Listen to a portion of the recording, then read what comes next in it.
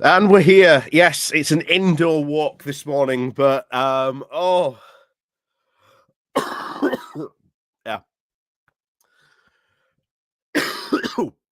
I might have to have another break in a bit just to go and get refilled because my word, I am drinking like a camel. Well, is it camel, horse? I don't know. But yeah, I am consuming water like crazy to try and keep this cough under control. Oh, and this is it. Even when it's a really nice day, even when it's this warm, can't even open the windows because all the pollen comes in, and it's just like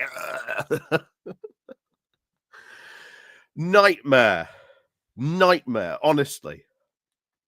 But I've never had it this bad. I have never had it this bad. I don't know in how long. But yeah. Anyway, apart from my hay fever, good morning, everyone watching. Like I say, please do remember to click on the like, share, and subscribe button. Click the likes, click the links, all that good stuff down below. And of course, good morning. Good morning, and welcome to our good morning walk indoors. Thank you very much, Hayfever. Otherwise, I will be very, very much outdoors. Anyway, Dave W, good morning to you. Cavalan, good morning to you as well. Shane Heff, good morning to you as well. Paul Martin, good morning to you. Yvonne, good morning to you. Cathlo G, good morning to you. And like I say, good morning, everyone else watching and joining us this morning. Like I say, feel free to, chat along in the chat this morning. Because again, as Yvonne has pointed out here, if people hate Labour, then there are better alternatives as councillors. Yeah, local election stuff. I think we've got to talk about it, really, haven't we? I'll probably end up retitling this stream to local elections. I may even do another video deep diving it. I don't think we're going to have any data yet, or at least proper data on this for maybe a couple more days. Certainly, we're not going to get anything this weekend. Monday is bank holiday, I believe. So we're not going to get probably anything till Tuesday. Maybe even Wednesday. But I really want to see turnout because I think the turnout for these local elections has been absolutely dire. I think it has absolutely been dire. I really do think it is. Sarah Davis, good morning to you as well. But let's have a look-see, shall we? Because all the votes, the councils have now all reported. So we now have the final tally. Hang on. There we go. That's better. So as you can see, 23 out of 23 councils, all now fully reported, all done in. And you've got to remember where a lot of these positions started in to begin with. So the fact that you've had Reform UK gain 677 councillors, is it a good result for them? Yes. Let's not beat around the bush. However, once again, in the grand scheme of things, that means now they have 700 odd councillors.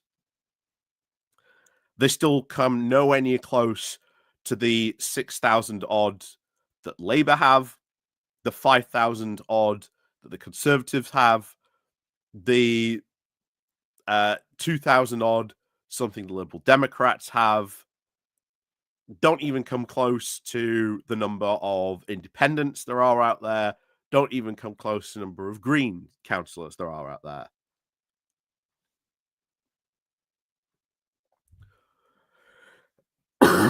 But of course, they will celebrate. But as I've been saying, as I've been pointing out this week as well, if Farage wins, he's got to now perform. His councils that he now is in control of, they've got to perform. They've got to show that they can govern. And not all of them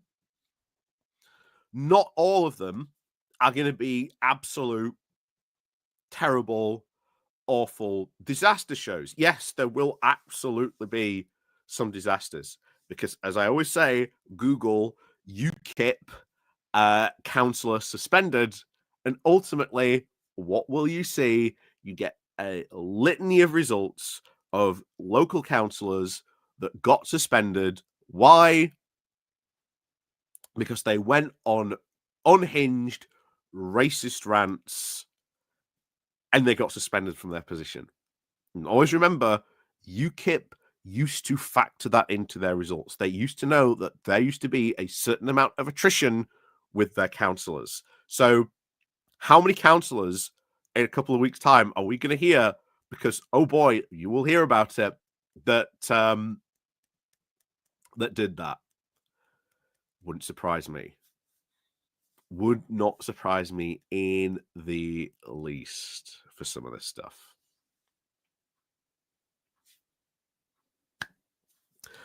But, of course, Shane, is Starmer or Badenoch more to blame for Reform's success?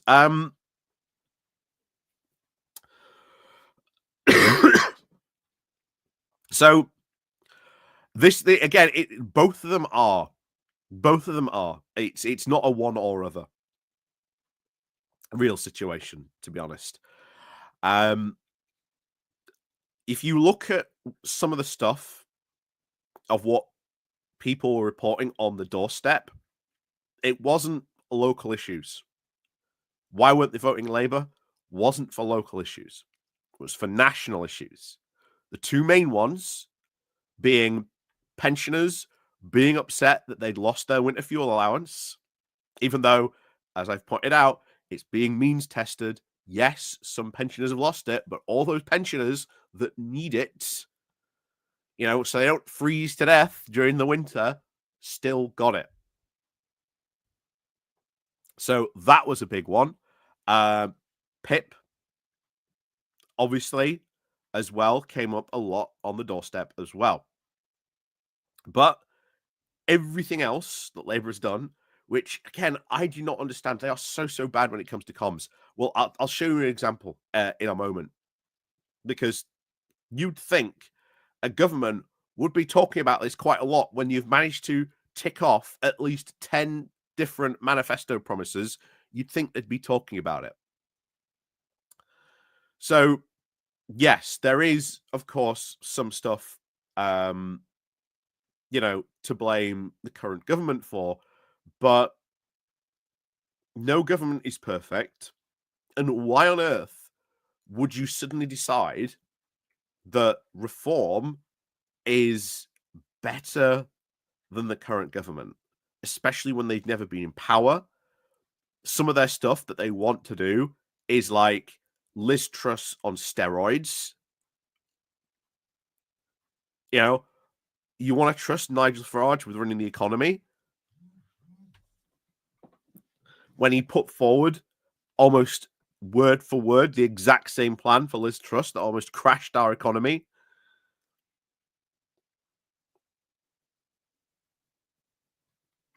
NHS not going to be safe in Nigel Farage's hands. He wants to move it away from a taxpayer-funded model. He has said that. Hasn't said what he wants to change it to, but he has said that. He has even said that recently. But we'll get Reform UK in because they're the only ones, quote, worth voting for.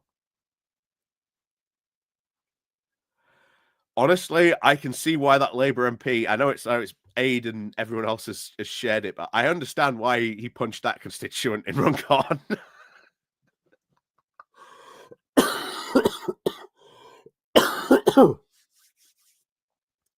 Good lord. But yeah, Badenoch. Um, obviously, this was always going to be a bad election for the Tories. That was always going to be the case. Always going to be the case for them. Yeah, but it was always going to be about damage control. This local election.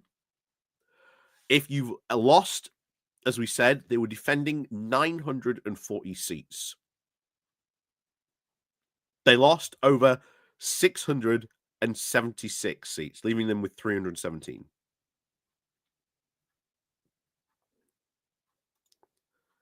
You know, that is not good. That is not good at all. That is a terrible result. Their only hope, their only copium they had was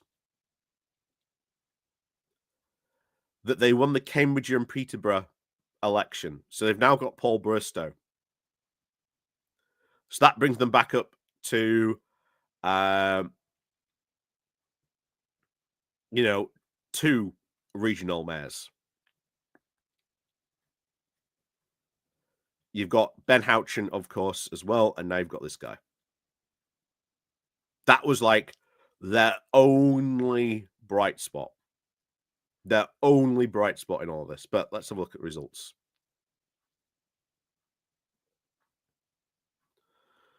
So here, we've even got turnout. We've got turnout. So turnout here was 32%, which is not bad, but it's still down. Down by 3% since the last election. Down by 3%.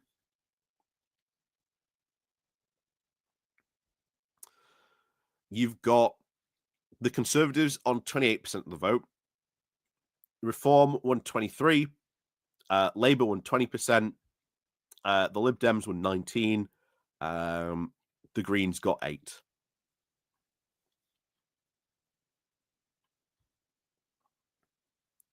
So it was very much a win for them, but it's where did those total votes come from? Was it just people thinking and believing in the Conservative Party? Again, I'm not in that local area, but again, I've said this before, local politics is a beast unto itself. You know, local politics is an absolute beast unto itself. You have basically almost, 7,000 different mini Westminsters up and down the country, each with their own different, unique, interesting individual problems. You are never going to be a complete, expert of what happened on here.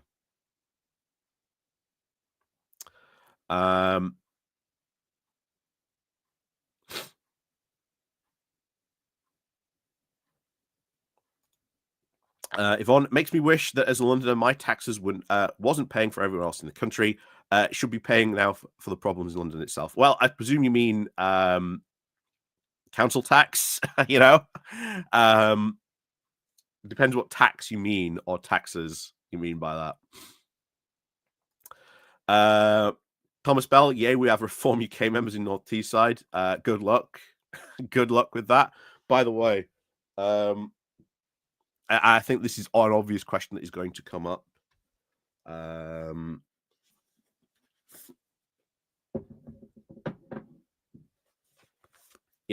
keep on saying this. Go buy this book. If you have, honestly, if you have Reform people in your town council, this is the book you want to go and get. Not only is it a really good book about how you can help your town, how you can do stuff like that.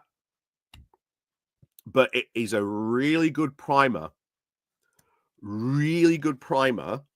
for how your council works, what exactly your local council does, and what powers they have.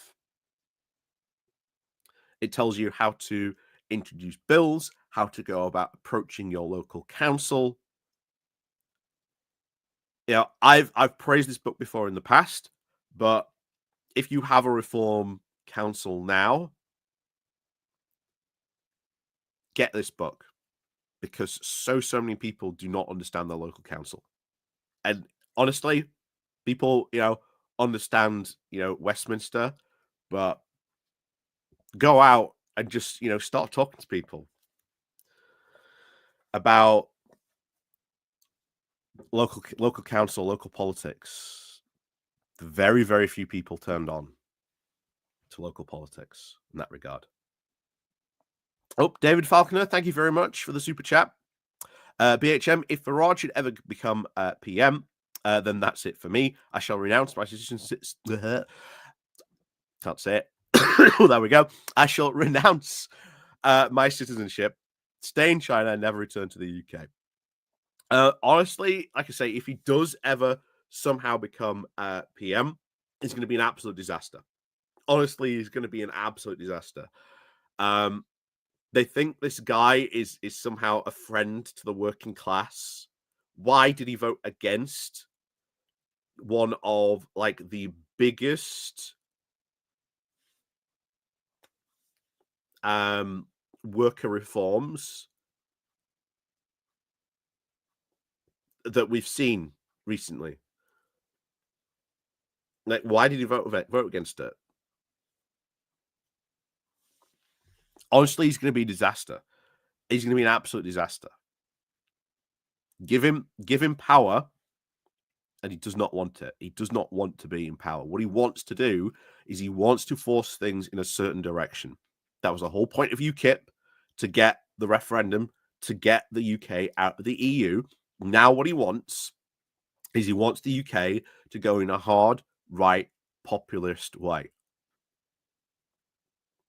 And he's waiting for either the Conservatives to catch him up, or what he'll do eventually is he'll say, well, look, I've built this party enough. I'm going to step down and leave. And remember, a lot of reform's popularity isn't because people like reform, because they like Nigel Farage. Also, this election as well, there is a lot to be said. People voting for their dissatisfaction, either staying home or just voting reform because they, quote, wanted to send a message. Because that happened during the EU referendum as well. Oh, yeah, why are you voting leave? Oh, I just want to give David Cameron a good kicking. Didn't want to actually leave the EU, but that's what a lot of people said.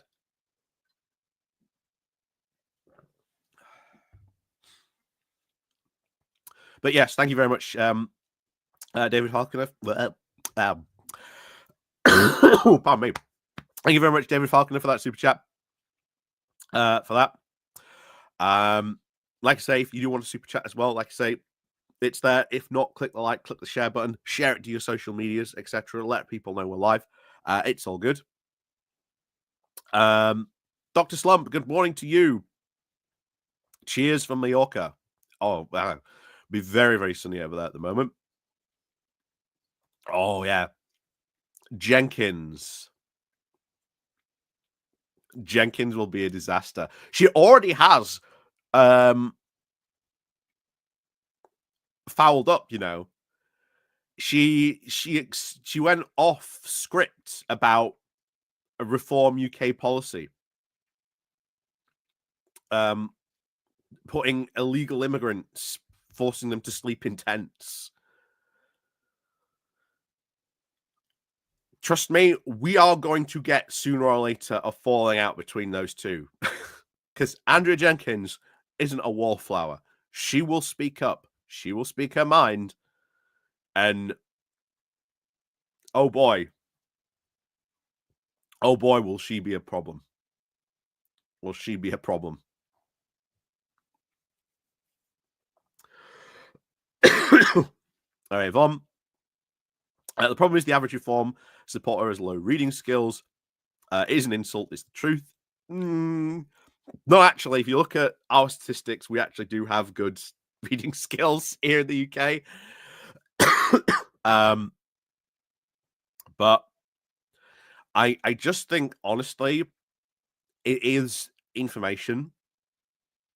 It's the fact that we have had for probably, since 2016, a lot of very strange governments. Most of them conservatives doing crazy, wacky, unproductive things. And when you have a government now that is silently getting on with the job, doing stuff, people are like, and like I say, biggest thing you are seeing a lot of people come out and say now is people were angry at winter fuel allowance and PIP. Those were the two things. So people were voting on national issues at local elections, which, bear in mind, you should not do because that has ramifications of a different kind. But last time, of course, this happened, you got people who actually cared. Now you've got over 600 plus reform lunatics. You've got Andrea Jenkins. You've got Luke, what's his face? Hang on, where is it? Luke Campbell in Hull and East Yorkshire.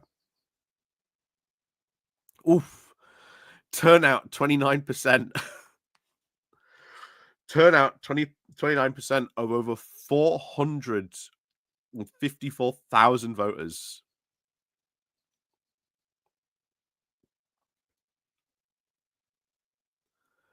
I think one of the big reasons why he won is he is a local name. Like, everyone knows he's that big local boxing star. Honestly, I think that's the big reason why he won. Because it's 35%.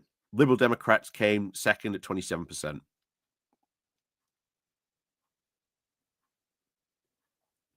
Like, that is a significant lead in that vote share. But I'll tell you now, he is going to run into problems. Patrick H., good morning to you. Because he knows nothing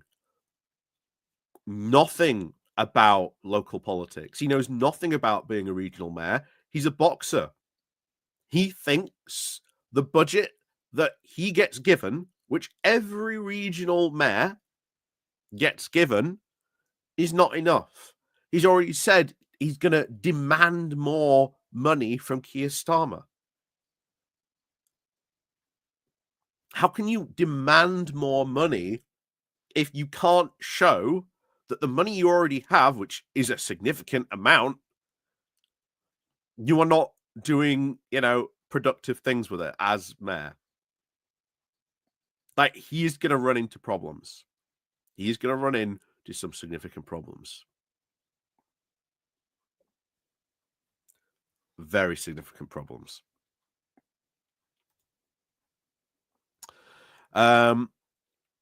Patrick Paul.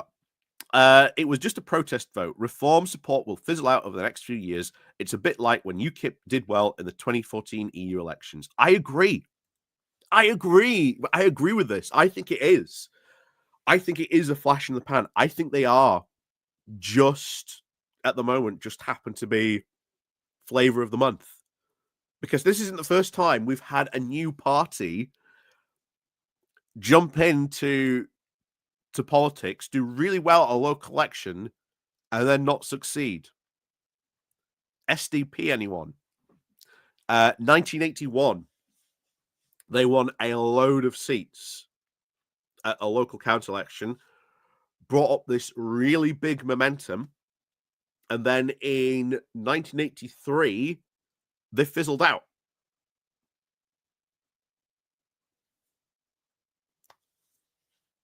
Could be the same thing, because Reform and Farage are now going to get a lot of scrutiny on them. They are going to get a lot of scrutiny on them.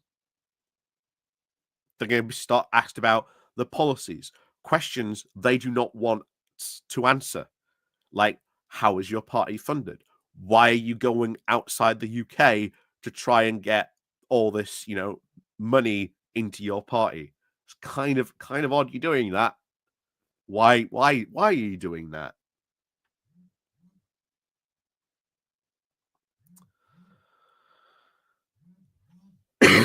Pardon me. Charles, good morning to you. Patrick H, it's Rachel Reeves he needs to be asking. Good luck with that. Here's the thing. If you saw in the FT recently, there was an American investment banker. With everything going on in America at the moment, out comes this big American investment banker and goes, yeah, Rachel Reeves' plan is providing a good, stable economic environment for me to go and invest in.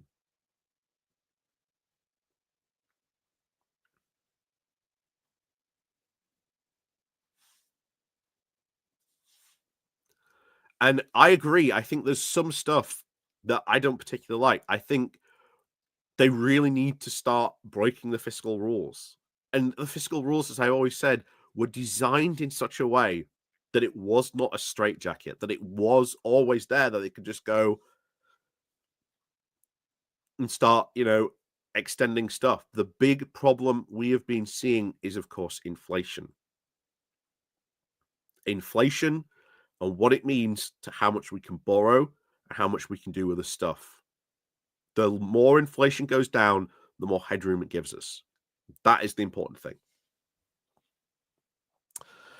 Charles, good morning to you as well. Good morning. If reform policies are again so popular, then the Tories should have done well. The Lib Dems would have had, of course, a terrible night. Yeah, again. Yeah, very true.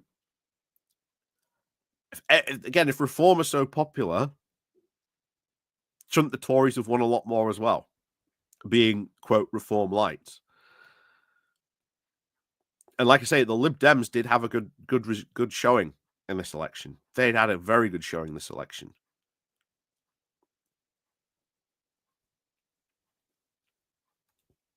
Patrick H, if Reform do well at the next general election, the need for PR will be very urgent to stop Farage and do from, of course, gaining real power. The problem is, if again, I've warned about this before. Let's say Farage gets in and he decides he's going to pass PR. Would he? Don't know. I don't know. I don't know if he would. I don't know if he would at all.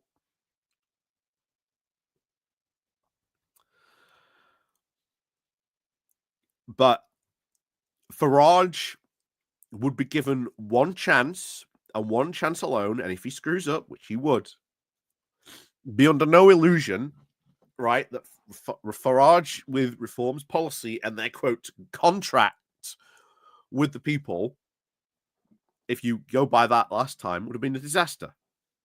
Absolute disaster. Blue Badger 88, good morning to you. I'm doing very well. Thank you very much. I say we're just going over some of these mayoral elections. Like I say, turnout in Hull, 29%, just below 30%. Again, not bad, but again, I think the whole reason why Luke Campbell won is he's known in the area. He's known, local, quotes, legend. That's why I think he won, but he is not a politician. And as a local mayor, you have a lot of power. A lot of power. A lot more people than I think realize.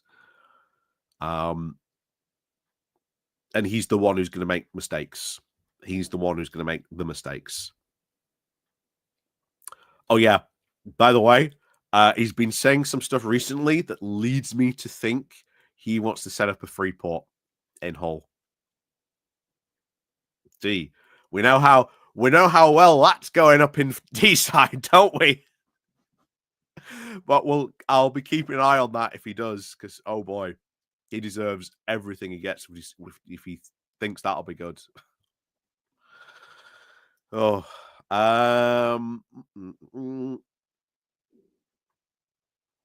so for mayoral races, you had one Conservative, you got 3 Labour, 2 Reform. That's still a good track record for Labour at the moment, and Labour at a local level, especially at a local mayoral level, have done some good stuff, some very, very good stuff. Billy, good morning to you as well. Good morning to you. Francis, good morning to you.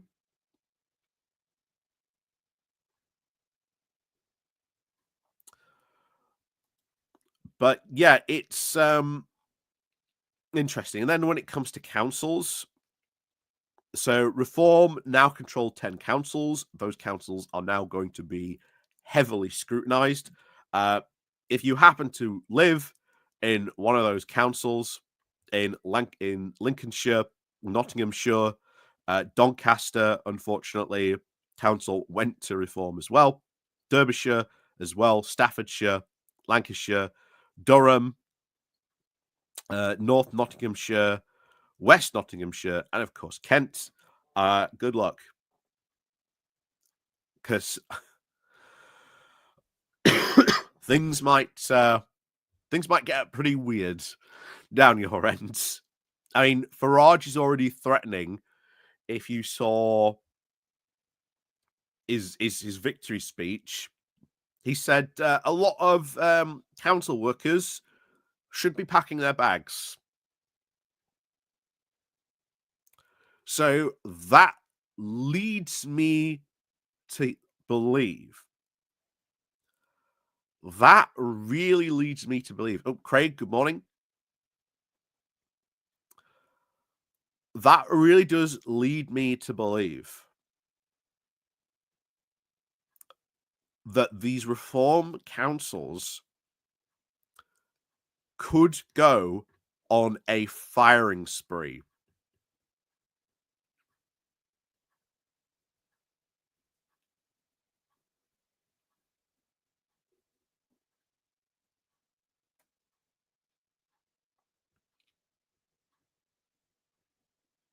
Like, I really do think those councils could go on a firing spree. We could see a Doge style program implemented in these councils. And gee, we know how well that's gone in America. How well do you think that's going to go when it's your local council and your people who are in charge of all the administrative stuff, all that stuff, start getting fired, start getting laid off?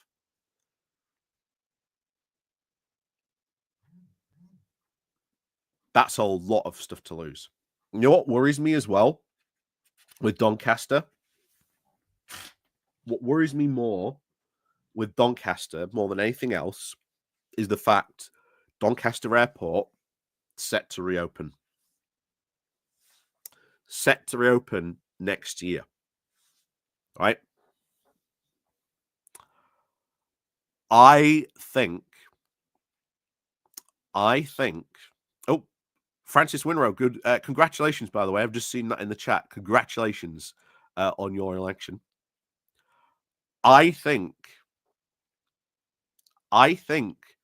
they are going to try and undermine that every single way that they can. That worries me. That worries me very significantly because Doncaster Airport was a fantastic little airport. But more importantly, what a lot of people didn't realize, wasn't just for commercial stuff. It was cargo, because Doncaster Airport was an old RAF base. It's where the Vulcans used to take off from. So it's got a big runway. That means it can accommodate big cargo planes. And having that type of infrastructure was good for the region. And I now worry that is going to go, and that will be in jeopardy. I worry about that now that they're in control of Doncaster.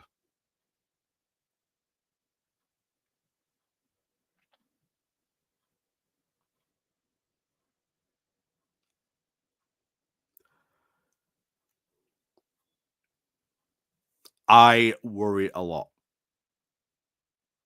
because everything was going right for them. They, under a Conservative government, it had closed. They'd managed to rally enough people, get it reopened again. They'd fought off Peel Group, and now this has happened. So the future of Doncaster Airport, I hope it reopens. I really, really do. Because it's not just passengers that it would be good for. It now means, hey, you've got an option. You don't have to drive all the way to Manchester, because they're going to put a rail link into the airport as well, which will be good. But it was cargo. And when you have economy like that, being able to have a really good airport cargo capacity, which you had from Doncaster, like on this side of the country, there is really nothing besides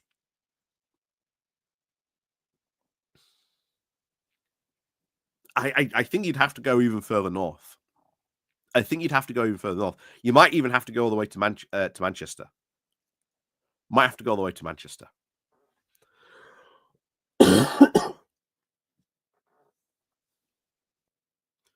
But reopening it is popular. So the hope is, of course, that they'll be on board with it as well. But it's if they decide to sabotage it. That's my worry. That's my worry. My big worry. Patrick hates these protest parties like the SDP and Reform UK always do well at local elections after a landslide for one of the big parties in Westminster. Again, very true. Like I say, I've said it. I've said it before, and I'll say it again. I'm still not worried about Reform UK, even after this election win, because I still don't see the need to really worry. The Liberal Democrats picked up 3 councils. Labour only lost 1 council. Independents, again, did all right. They lost 11. The Greens did all right. Again, not bad.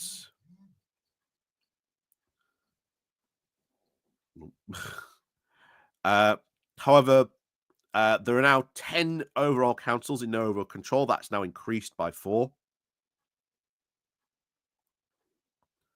Meaning that those councils will have to go into some sort of coalition to be able to run.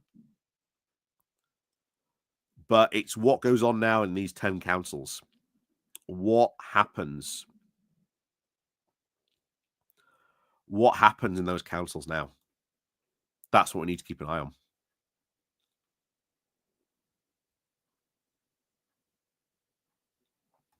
Yeah, how is Kemi paranoid? I suspect she is, Billy. I suspect she is. We'll see what happens on the Conservative front, but I can guarantee you, very, very much so, we will be having a look at the Conservative salt mine of losing these elections. But yeah, there was already an expectation that they would lose, but it was just by how much. This is a really bad night for them. The only saving grace, as I said, was that they got that regional mayor of Cambridgeshire and Peterborough. That was their only saving grace. So they're all they're hanging on. They're not even talking about the number of seats that they lost. They're like, "Oh yes, we won that regional mayor. Wasn't it so good?" But I will still, and I've said this now, Robert Jerrick will be leader of the Conservative Party within the year. I think within the next year, this time next year, I think Robert Jerrick will be leader of the Conservative Party. Mark Hart, good morning to you. More opportunity now for Reform to demonstrate how inept they are given power. Very true. Very true. But it's not all going, they're not all going to be inept. Remember this. Not all these guys are going to be inept because a great many of them are ex-Conservative councillors themselves. So they know how it works. But the question is, what about the other guys with them? I've already heard there's already some infighting going on in some local councils. Already heard on that. Patrick H, we need to keep an eye on the free platform that Farage gets to the BBC. Again, yeah, very true, but we'll just have to see what happens on that. Yeah, Kemi's about as popular as COVID with the Tory Party. Very true. Francis, Darren Grimes will be useless. Oh, he absolutely will be useless, isn't it? That was the surprise yesterday. Darren Grimes, now a local councillor. Aid, I think, is rubbing his hands with glee that he now gets to look at what Darren Grimes is going to be up to on his local council.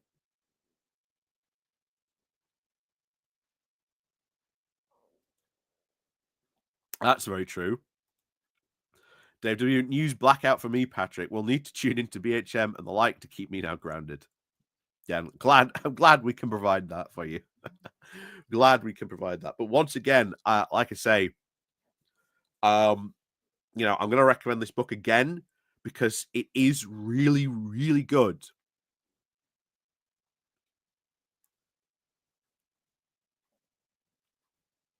It is really, really good. Gives you a basic understanding of what your council is, how it runs, the stuff it's in charge of, what the role of a councillor is, and how you can interact with your local council. And I tell you now, honestly, if you have a reform council, if you are one of those people who now lives in a reform council and you want to know how your local council works, buy this book.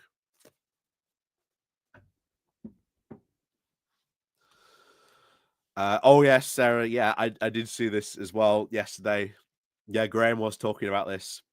Yeah, Graham lives in Durham. He's reporting how it goes down the pan. Yeah, very true. So we'll be getting some news updates, of course, from Graham, what goes on in Durham. Like I say, Doncaster's just down the road, so I will probably hear a lot of what goes on there. But it will be interesting to see how that happens. Let me see. Can we go to Doncaster? Does it say?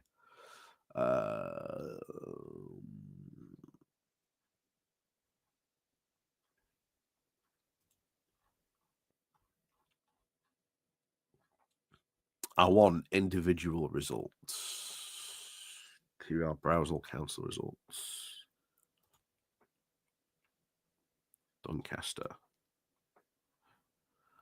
Right.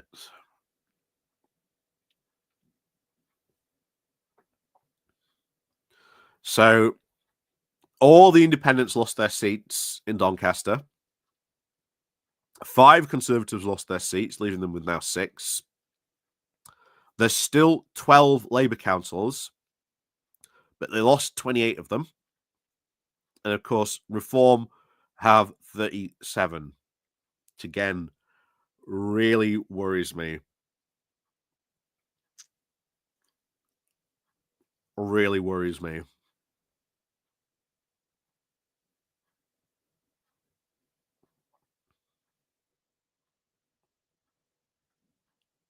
about that.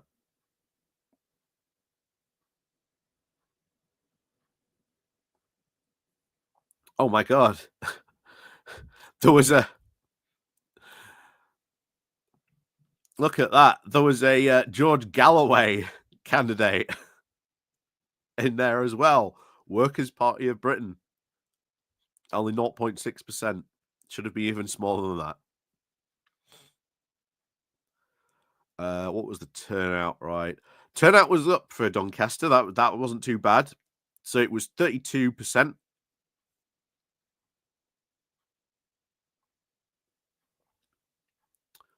32%. So that's not bad. Then Yorkshire Party. God, I think it's time to give it up, guys. The idea of like this and the Yorkshire Party, I think it's over. Um, honestly, guys, I think the Yorkshire Party is over at this point. I think it's time to pack it in. I know they won't like me saying that, but it's honestly it's true. It really does feel like that. You've ran in multiple elections. You've failed quite substantially a lot. Um,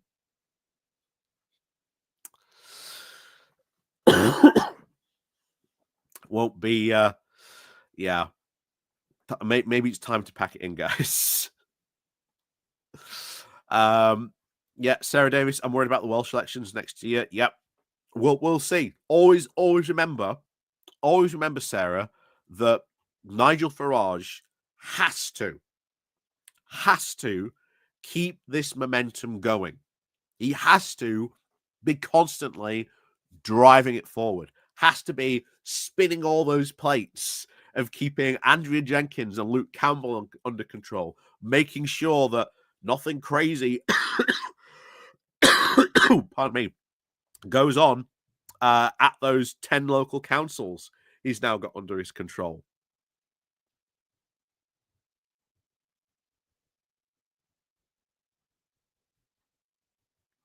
How well do you think Nigel Farage is going to be able to do all that? He is now spinning a lot of plates, and I've said this all week, Sarah. If he wins, it just creates more problems for him, more chances for him to trip up. And bear in mind, if he could not control, you know, 5 councillors, no, for 5 MPs, starting a fight in a phone box, how well is he going to control over 100 more? What's going to happen if he does win? What happens if Reform UK does win the Welsh Senate? What happens if things start going incredibly wrong there? Just so much more could go wrong. Reform UK are running as we are the outsider party, we are the party of choice, we are the true opposition.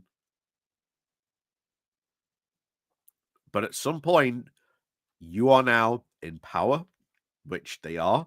They've got 2 regional mayors, they've got 10 councils. Let's see how they do now they've actually got that power. Because I've criticised the Greens a lot. And hey, down in Bristol, they screwed up. Like things are not going well down in Bristol for them. Now they've got in power. There's a lot of stuff going on down there. And I will keep on criticizing the Greens every single day because I still stick to that main criticism of them. They are not a serious political party. You cannot take them seriously. But anyway, I'll go off on a rant on the Greens. MST 3027, Pantomime Dame Jenkins, already lacking any class or grace based on that awful speech. Yeah. Oof. Oh, yeah. I mean, it's inevitable. Inevitable. They are going to fall out with each other. inevitable they are going to fall out with each other. Inevitable.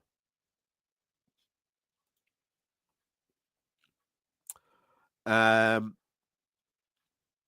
council is now in overall control. Reform are the largest party. Well, because it is in overall control, even though Reform are the largest party, that does mean the other parties can stop Reform. Do not worry if that is your council. Of course, do start paying attention. And Patrick, you know what my advice is? Start going to town council meetings. Start going to these council meetings. Like, honestly, start going to these meetings. You'll improve attendance by like 100%. They'll be shocked that there's someone in the gallery. But do absolutely, something else I will absolutely advocate for. Start going to your local councils and start speaking out about what these reform lunatics are doing on the council, like what they're up to.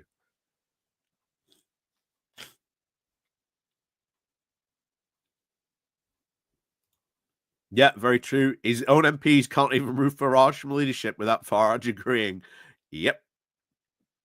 Absolutely true. Absolutely true. Mr. Farage, we want you to go. Don't feel like it. Yeah.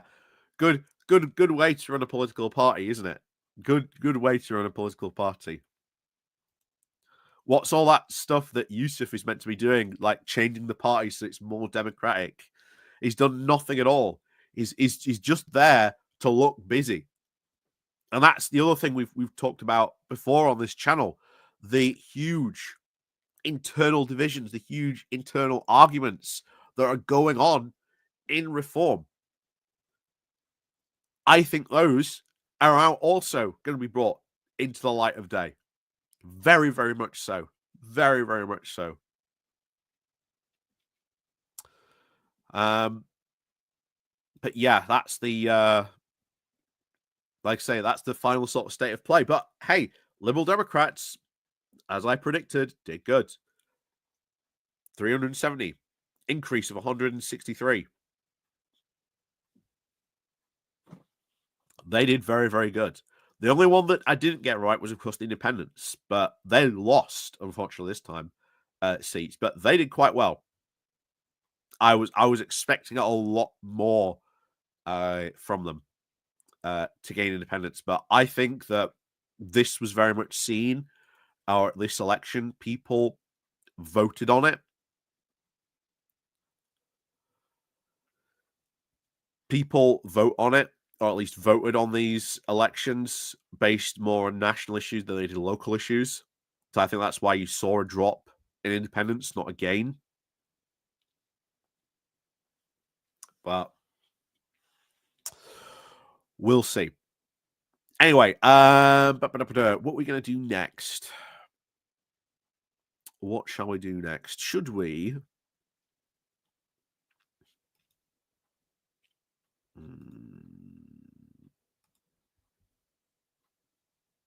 Should we?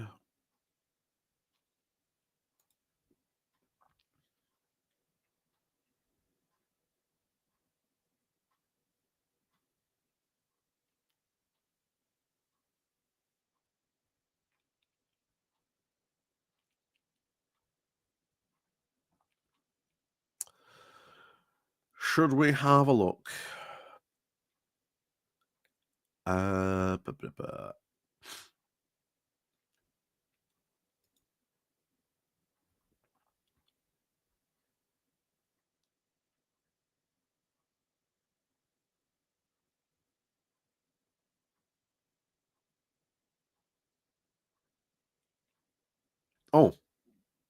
tell you what.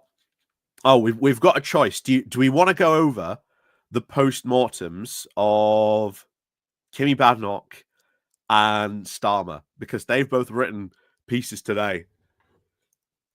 So I'll let you decide who we go over first. Do we want to cover Starmer or do we want to cover Badenoch first?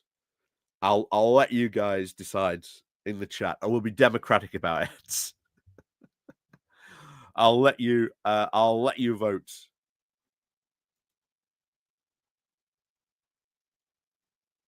I'll let you vote on that.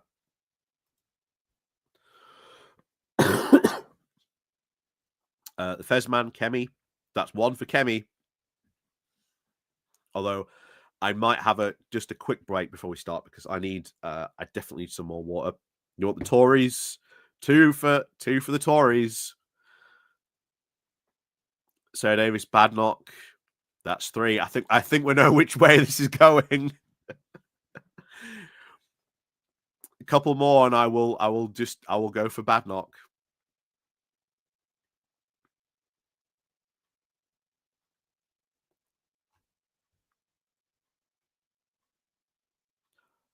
Yeah, I think the people have spoken.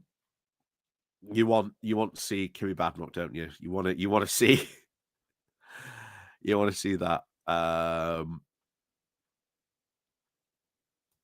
Let's go. Okay, let's go. Let's see, can we get this? Yes, we can. Yes, we can.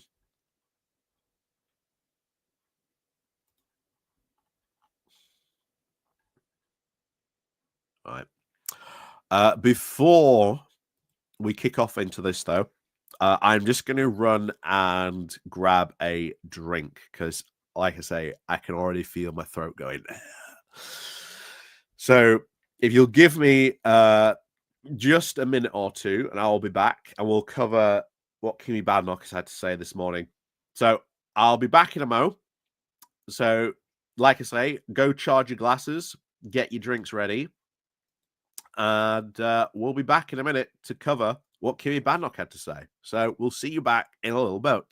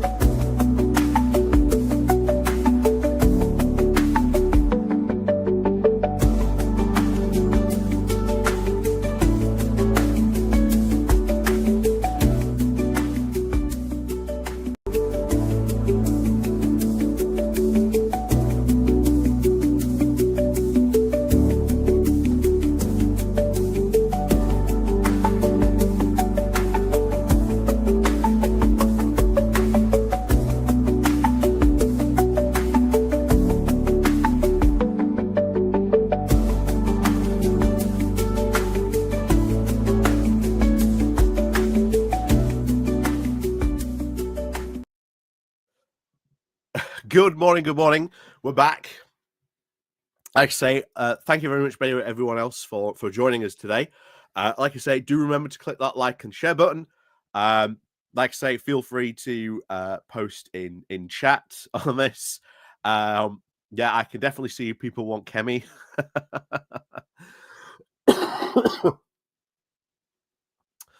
um,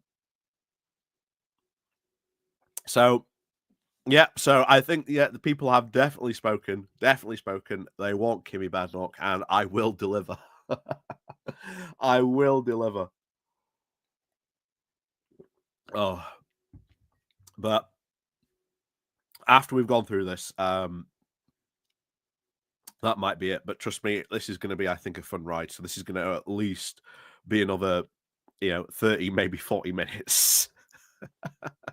Because I've got an AGM, I've got a club AGM, I've got to be at 12 o'clock as well later on. So I've got to be there for that.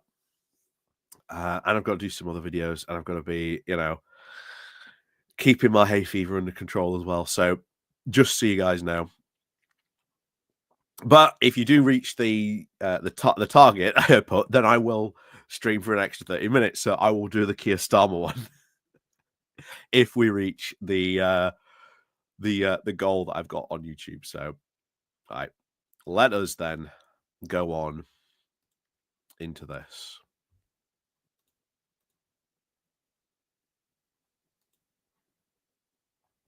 So here we are. Kimmy Badenoch, I'm sorry for a Tory election bloodbath. And that is because, as I have said numerous times, don't know how many times I've said this, repeated this time and time again, they have not learned their lessons. Kimmy Badenoch, like every single other Tory MP that survived, thinks that they were doing fine, they were doing great, and that there was no problems whatsoever.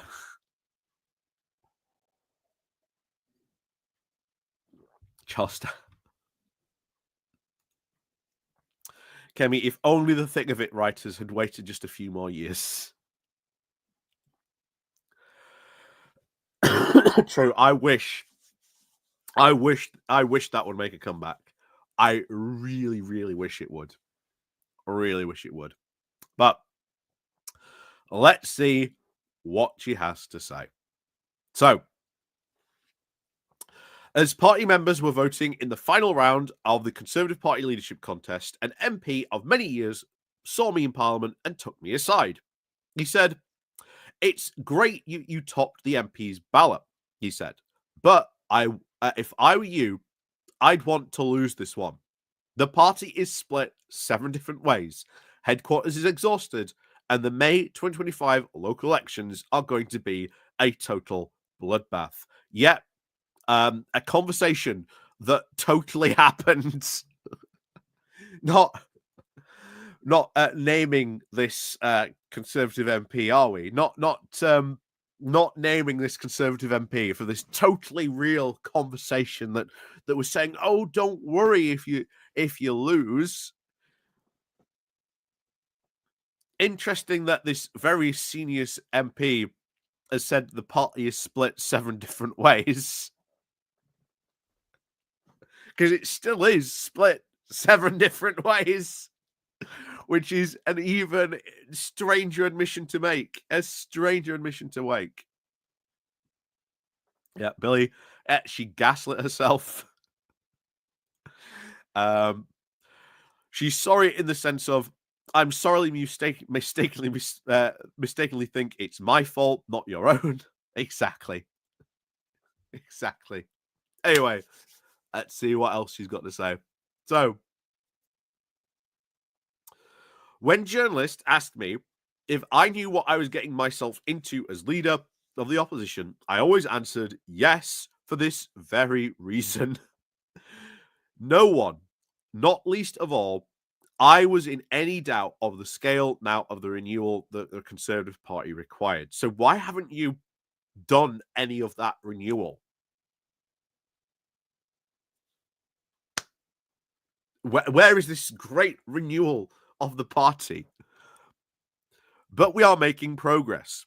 The Conservative Party has stayed united since I took over. Yeah, because they've got nothing to fight about at the moment. Although you are giving them, You are giving them that moment to fight about. Dr. Slump, see ya. Have a good weekend. But you are giving them that reason to fight about. And oh boy, after this, that is going to be something that is now on the cards. And because you've had no policy, there is no reason to fight about anything, because what is there to fight over? So the party is not united. That is not true. The shadow cabinet and shadow ministers are working together to hold this Labour government to account. I wouldn't say very effectively, considering her own performance at PMQs. Since his party's historic majority last year, Starmer has managed to lose his transport secretary for being a convicted criminal, his international development minister for opposing his policy on international development, and his anti-corruption minister over alleged allegations of corruption. Again, but you know what Keir Starmer did? Kemi, different to the last Conservative government.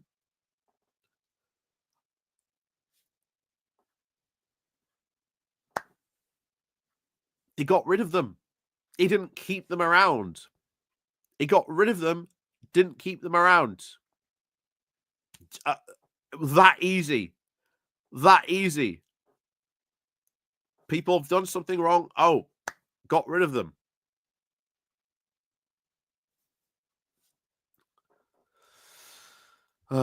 Anyway, as of course the Prime Minister now struggles with Labour MPs punching their own constituents and alleged child abuse, Nigel Farage is now kicking his own MPs while they take him to court. Bear in mind, everything so far is at the other parties, not about how sorry you are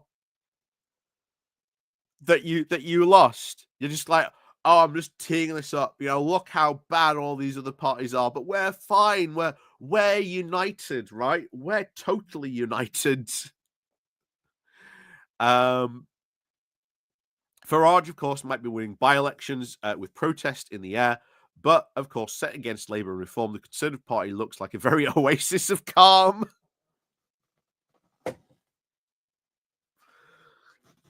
Yeah, the Conservative Party is anything but an oasis of calm. These are being dubbed the bloodbath of local elections by her own side, by her own team.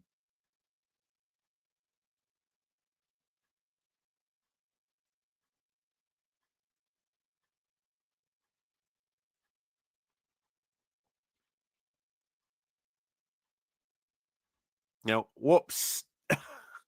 Whoops.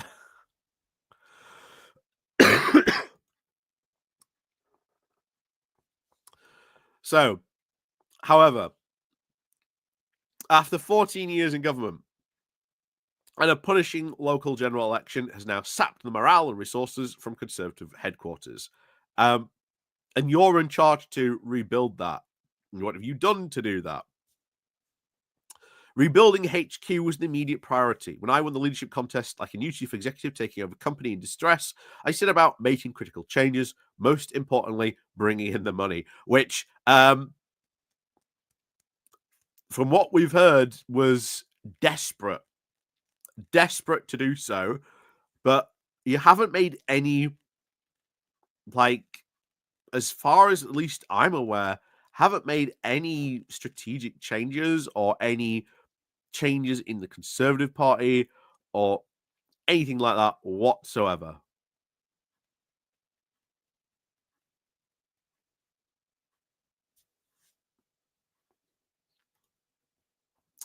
So, in my first quarter as leader, I raised more money than Labour Reform and the Lib Dems combined.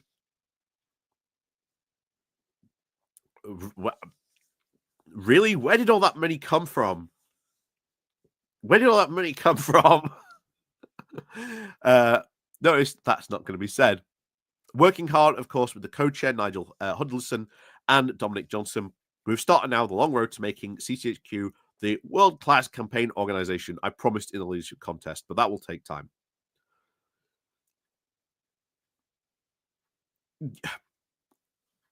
you knew these elections were coming for some time. Why weren't you ready for them? Like, but yeah, we lost. You know, it was a bloodbath. You know, she's calling this because this is what her own MPs are calling it. This total real conversation she totally had at the beginning of this article.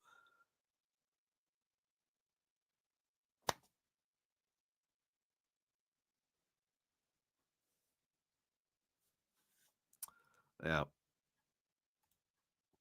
Craig, they're united in thinking that she's a very terrible leader. They're also united in thinking that they don't have anyone better enough to replace her. They do. It's Robert Jerrick. He's very much at this point. He is the leader in waiting, and we'll see how things go. But I've said it before. I think he'll be leader of the next year. This time next year, I think he'll be leader. I really do. Yeah, Jerrick is Farage light, exactly. But again, why, of course, would you vote for Farage light when you've got full fat Farage in reform? You know. And even then, Jerrick will cause infighting because he'll argue the more moderate centrists in the party will get upset. They'll start infighting again. They'll start arguing. All back to square one. All back to square one. And like, bear in mind, it's not like Kemi's moved from the start line either. Not like she's moved from the start line either. We'd be seen as leader, but they see no reason to rush putting him in. Very true. Very, very true. Well, we'll see. We'll see what happens when that happens. Martin, good morning. When are you going to get rid of McSweeney and Starmer? Don't know. Oh, by the way, Martin, if you're so confident because you're in my chat all often, if you want to have a chat with me, you want to come and do a live stream with me, and you want to come on here, get in contact with me.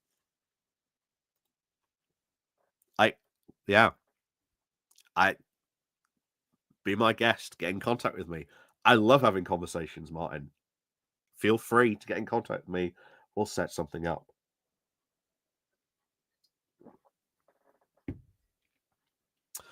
McSweeney sabotaging the party. Yeah, I think at this point, McSweeney is his ideas that he's got. There needs to be a change. I think that's obvious. There needs to be a change. But it's just when and how. But at the same time, as I said before, Starmer's ticked off 10 different manifesto promises. Let me bring this up because it's worth going over this. He's ticked off 10 different manifesto promises. And that's pretty significant, a pretty significant achievement for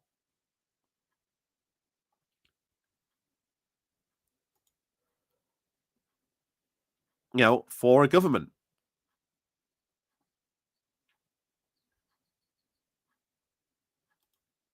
Let's just go to this one instead. So, one, will abolish they've abolished the non-dom tax status.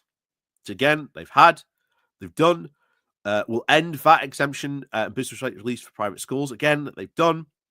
Will scrap the wasteful Rwanda migration agreement. Again, they've done. 4, will introduce the football governance bill to establish an independent regulator. The bill was introduced recently to the law, and MPs debated it for the first time just last week. We'll create a new border security command. The border security command has now been launched. It's now inside the Home Office. It has been funded now, and a commander is now in post. We'll negotiate additional return agreements now to speed up returns. The government has announced a new agreements now with Iraq and Moldova. Has also signed a joint agreement with Vietnam committing now to even further cooperation, will immediately now update the national planning policy framework, including restoring mandatory housing targets. Now, 8, every significant change to tax or spending will have an independent OBR forecast. Labour passed a law requiring the Treasury to commission an OBR forecast for any fiscally significant measure. Then 9, will set a path now to spending 2.5% GDP on defence. Labour will increase defence spending to 2.5% defence in April of 2027.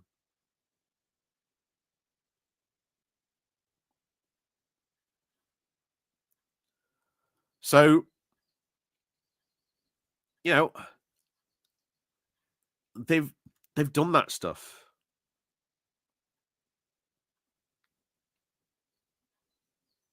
They've done it.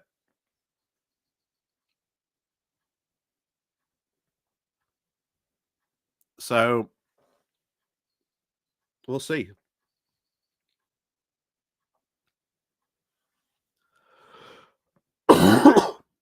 It's just all this stuff, as I've said, it's politics. It's normal politics, and people don't care at the moment because they are just so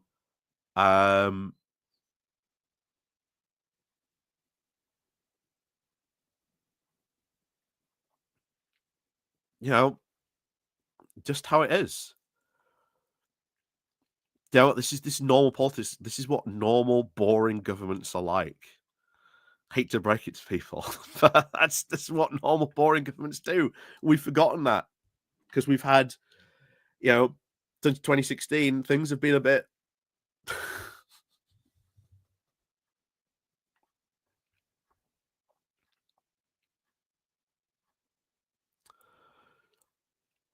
Just how it's been.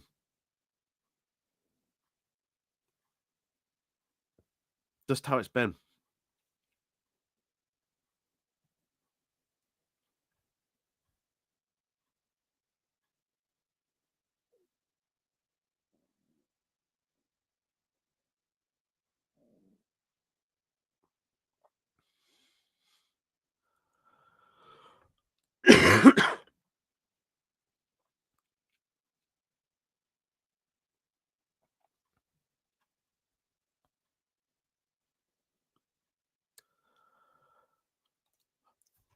Oh, hang on.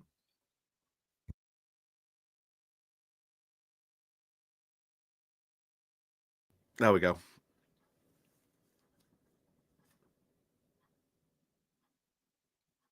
My ears are popping like crazy.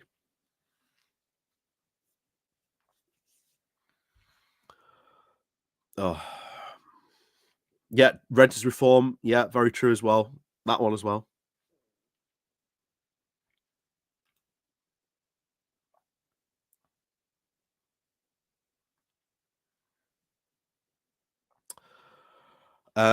But yeah. Anyway, back to, of course, Badenoch. Where is she? Here we are. Oh no, curses! Have we been? We've been gotten by the paywall. Hold on. I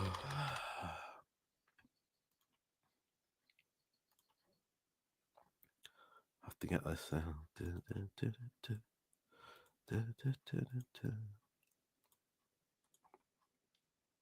Oh, god damn it! Can't get it. I've been screwed over by the paywall.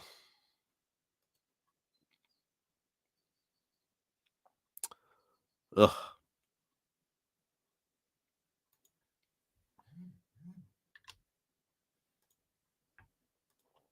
Mm-hmm.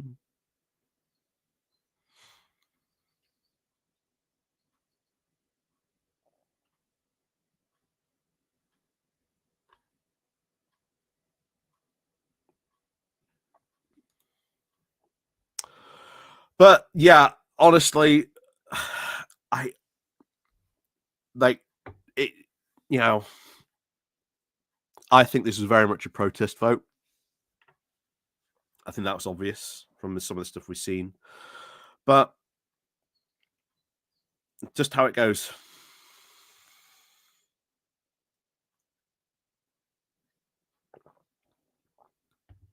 And like I say, this government's not a perfect one. You know, I've said this before, no such thing as a perfect government, but a damn sight better than the last one.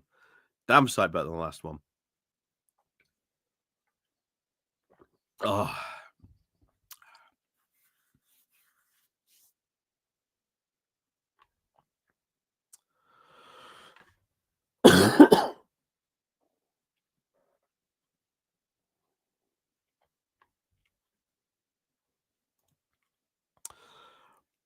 Yeah, nothing normal about first past the post House of Lords monarchy. I don't really care about the monarchy, to be honest. I know a lot of people do, but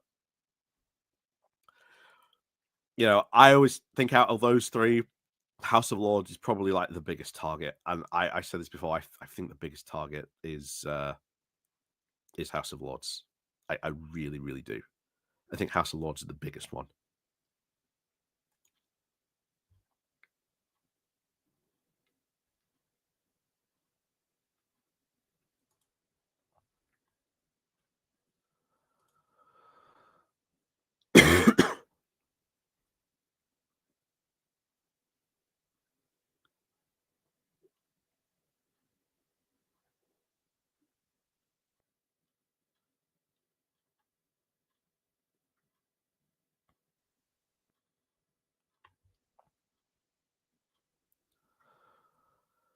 I don't know what to do now.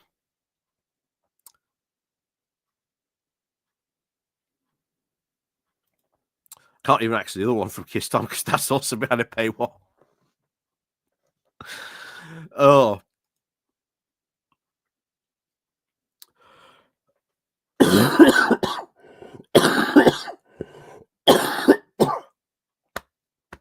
Oh.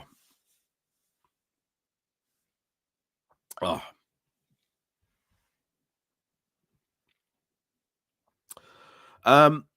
Sure. How can I send you the link, Martin? How can I send you a link? But I'm not gonna have long because I am on the clock. This they say. But if it's gonna have to be a quick one. Because I'm gonna have to be, let me think. I can go until 10:15. Like 10:30 at the latest.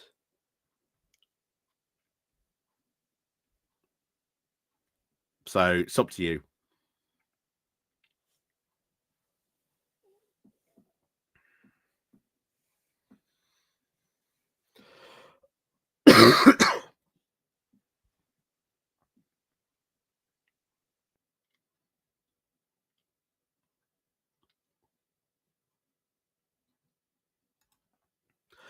Yeah, that's very true. Actually, yeah. There's two companies. There's one. One has gone bankrupt. Someone has recently. I can't remember the name of them though.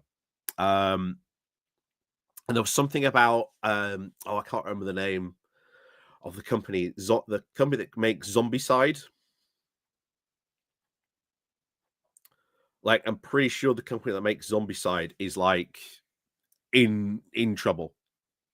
Just got to remember, a lot of these companies in America, have their base in America, but all the manufacturing is done in China. And as we discussed that time, you know, where's all done in China, all comes back and forth from China. So, how do I get the link to you, Martin? How do I get the link to you? Got to be able to tell me how can I send this link to you?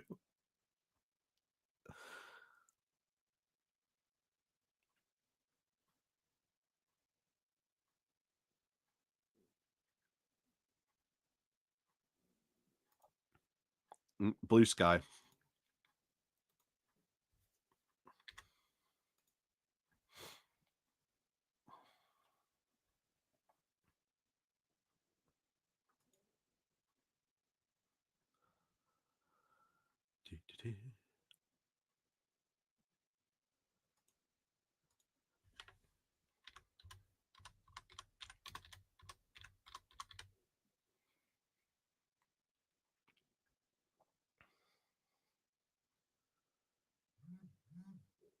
I'm guessing it's Martin Arnold, although there are a couple of Martin Arnolds on Blue Sky.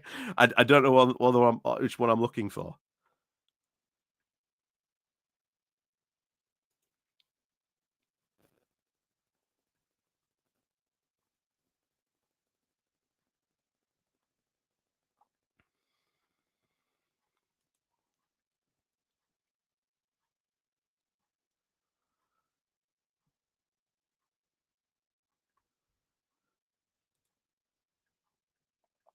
Cathode G, thank you very much for the super chat. After my daughter's first communion. Have a great weekend. Yep, you too, Cathode G. Thank you very much. Good luck for that. Like I say, have fun.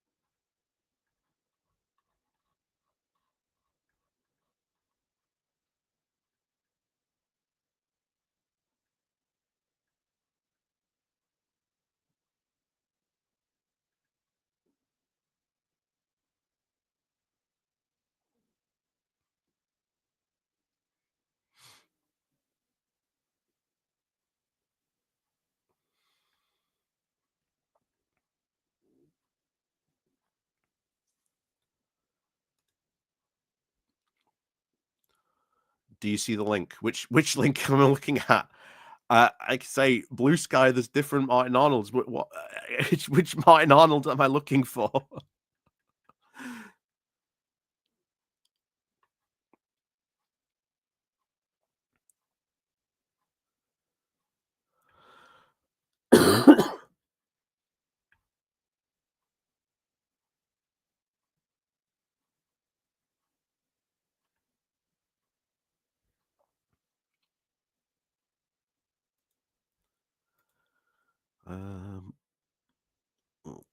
Because I might not be able to see it.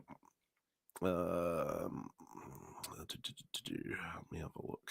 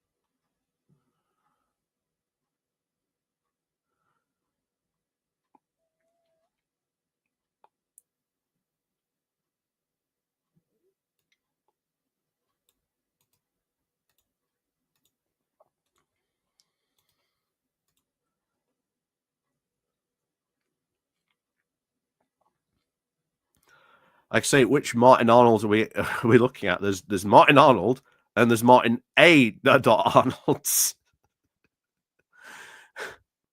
Which Martin Arnold's the Martin Arnold's?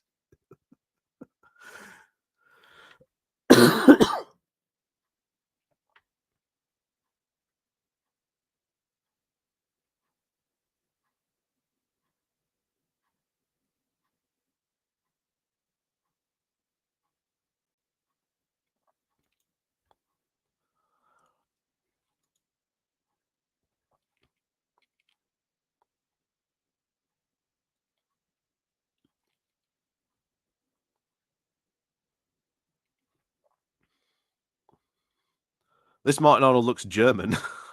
Is this you?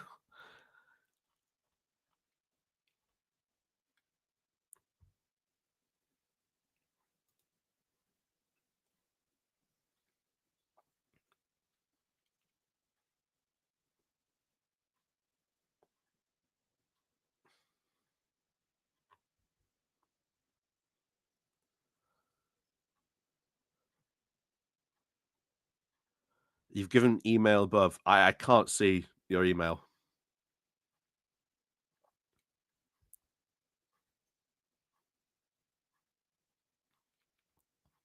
I literally cannot see your email.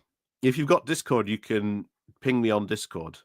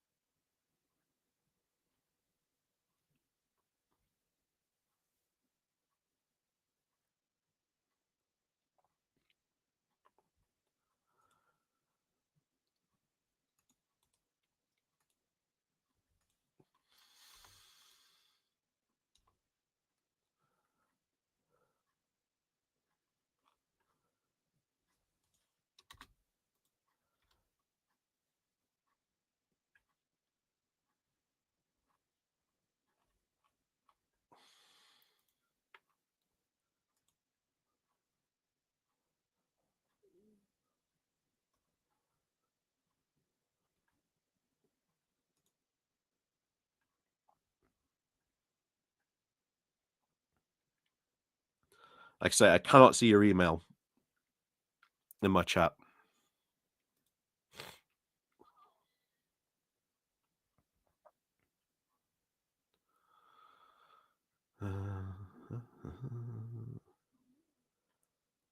Actually, it's not there.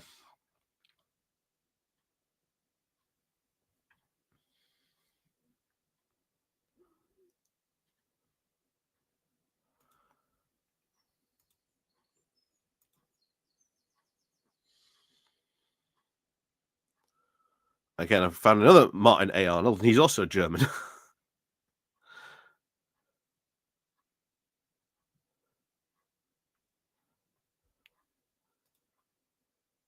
Ping me on Discord. Excellent. Far easier.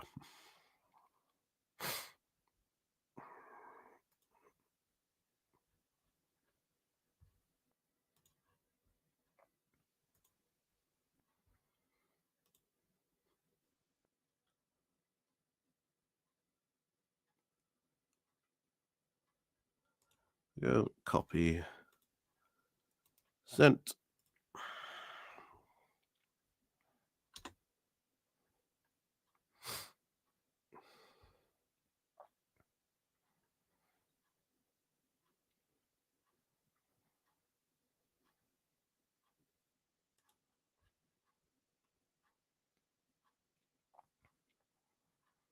Anyway, while he arrives, I'm going to wait. I'm going to go grab me another drink because I'm going to need. Again, like I say, I'm drinking like crazy. I have to get another drink. So let me go grab another drink because I'm going to need it. So I'll be back in a moment.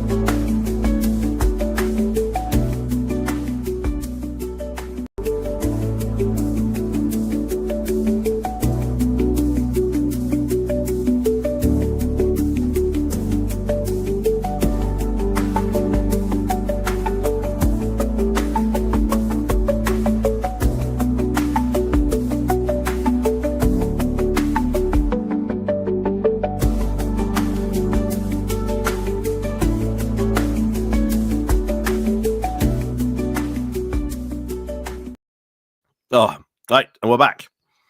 There we go. There we go. Better. Hello. Hello. Hello. How are you? I'm all right. Well, okay. Well, thanks for Hayfever. Hayfever's yes, going like crazy. So you'll have to pardon me if I'm coughing and spluttering. And like I say, I'm drinking like crazy because my throat is just. Ugh. Okay. Well, I appreciate you inviting me on. I have been giving you a bit of a hard time, but fair play. I think the problem is that there was a lot of people saying prior to the election that this was going to happen. Now, obviously, we can't be specific about that. We can't say exactly what was going to happen, but it was fairly clear. That's the thing, Martin. People are going, oh, we predicted this. We predicted this. No, they didn't. They did not predict this. And we always said, and I've said in the lead up to these elections itself, there was going to be a bit of a Tory massacre. They were defending 940 seats. Given what happened in the general election, they were. I'm sorry, I meant the general election is what I mean.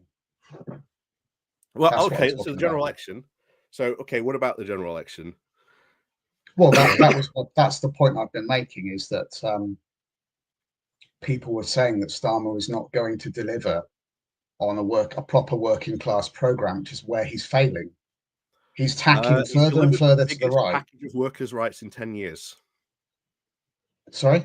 He's delivered the biggest package of workers' rights in 10 years. He's delivered. Well, that's relative.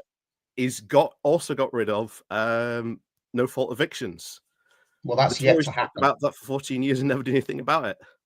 But that hasn't come into power yet, so we don't know whether that's actually going to be and it's the same with the workers' rights bills. Those haven't fully come into power yet, have they? So we don't know what's going to happen. They've passed the first and second stage of bills. They're going to the House of Lords. Great. Well, look, that's great. I'm not against reforms. The problem is that this is no. How can you say that? The quote Tory light when they've done stuff like that? Because they're attacking the working class. How? Well, the winter fuel allowance, the disability cuts. Pensioners who need winter fuel allowance still get it. It is means. That's not entirely true, though, is it? They introduced the change. Yeah, but they introduced the change immediately. They didn't. If they had said we'll do it next year, that might be that's possibly. No, that doesn't matter. That would have right. It does matter. You would have still seen pensioners kick off about this. It was inevitable. Wait, well, no, it's not the same. Have you ever seen pensioners when they talk about getting rid of the triple lock? I think but that's not really the issue. The issue is that they are attacking. No, it is. It's pensioners who hate the fact that they have had a government 14 years that did nothing but, under the Conservatives, give them absolutely everything, bent over backwards to serve to that older electorate. And now that they've lost something, they're incredibly annoyed. And bear in mind, they're right to be annoyed about that. Working class OAPs still receive winter fuel allowance because they meet the means tested limit. If they can apply for pension credit, which they will give them very little time to do so. Pension credit went up. Applications for pension credit went up. And most of them haven't been processed because the DWP is massively fuel allowance. swamped. Yes. But they might not have got it this year because they don't even need to meet. They don't even need to get pension credit. They can just meet the threshold. If they're under the threshold, they still meet it. They have to apply for it, and I don't think you realise just how swamped the DWP is. It's massively swamped. Yeah. And if they had, my point is, let me finish. So what I'm saying is that they introduced it there and then and said we're cutting it now. If they had given people a year and properly laid the groundwork, you might have an argument. This has been borne out by the recent. This has been borne out in the elections in Runcorn. They were telling people on the doorstep this is one of the reasons why they didn't vote for Labour. It would, if you had waited a year, and the Runcorn election had taken place, 3 months later, still would have happened. Well, that's Labour's fault for introducing this policy in the first place. To say nothing about punching are you saying that Labour should now start bending over backwards for a very small segment of highly motivated voters. I think that's a little dismissive. No, it isn't. It's exactly. OAPs are the most highly motivated section of the of people that go out and vote. Yes or no? Well, what's wrong with that? They should be motivated. Why would that be a problem? I mean, Starmer has kicked himself in the nuts with this policy. Why on earth does he do this? What did he think was going to happen? So I mean, you go and say to people, "We're going to take your winter fuel allowance away." do you know Most what people the average who turnout claim it for aren't local elections was? I have no idea. Why was that relevant? Yes, it is actually quite relevant. Average voter turnout for the local elections, from what we can see at the moment, roughly around 29%. Okay. Right, that's national average. Well, turnouts are down in general. People are just fed up with the politicians. Yeah, I mean, and that's who's obvious. more likely to turn out to these local elections? Well, the people who are the people who are OAPs. more traditional, right? People who are more au fait with traditional democratic Who means. do you think I don't wants see to that give that's relevant. Labour the most kicking? Yeah, but OAPs from doesn't losing speak the to the winter validity fuel. of the right, and that doesn't speak to the validity of the cause, does it? Just because they're more motivated doesn't mean that they haven't got a good reason to do so. It's an attack on people at a time when fuel prices are going through the roof. I mean, what did they think was going to happen? It's a needless, pointless attack. He didn't need to do this, and it's achieved nothing except No, make it them wasn't. stupid. It was giving, I think, a lot of OAPs that were really quite well off that did not need that benefit. Yeah, right at the same time, right when they were at the cusp of winter. I mean, Sorry, how many pensioners froze to death? I have no idea. I don't suppose any did. None. None. That's not a very good metric. I mean, what if they freeze to death next year? What if they're just massively uncomfortable because they can't? Did they have to die for that to be? Won't they have applied for it by then, considering they've had a year to apply? Well, they probably would have done. That's what I'm saying. I personally don't see the need to remove it at all. I think universality is a perfectly reasonable concept.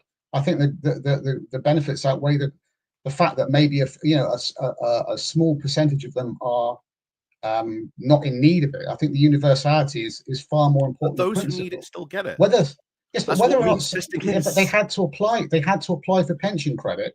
Not everyone is going to be in a position to do that, as Martin Lewis said many times when he was critical of this policy.